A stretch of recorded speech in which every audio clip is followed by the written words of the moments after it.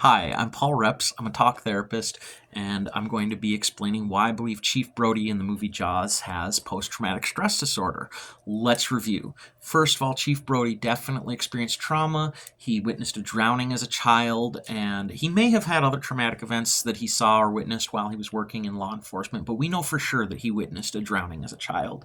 Brody exhibits intense psychological distress at something that symbolizes his traumatic experience. In his case, it is water. He is deeply, deeply afraid of water.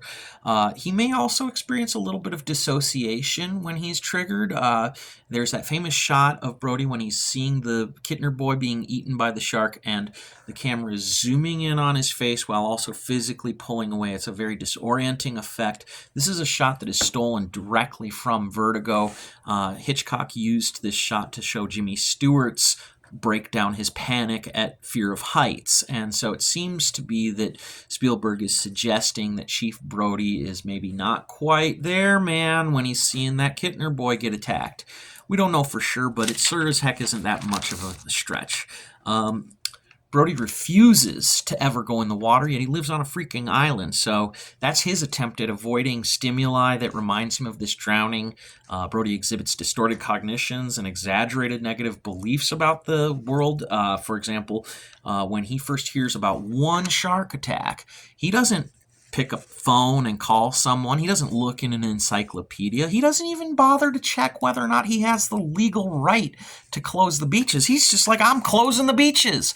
That is an overreaction. Sure, the movie does show that he was right, but it is still an overreaction, and that shows that he has these exaggerated negative beliefs about the world.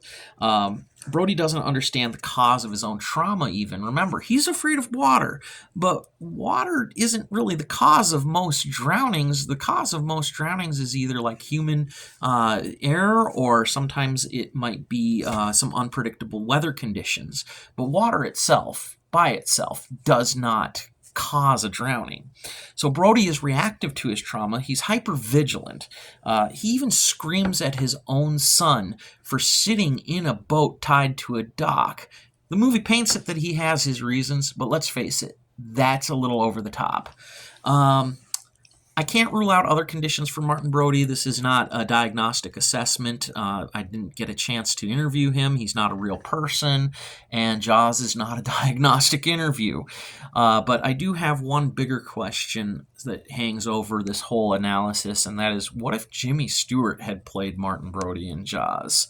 Well, gee willikers, there seems to be a big shark out there, and it's eating people.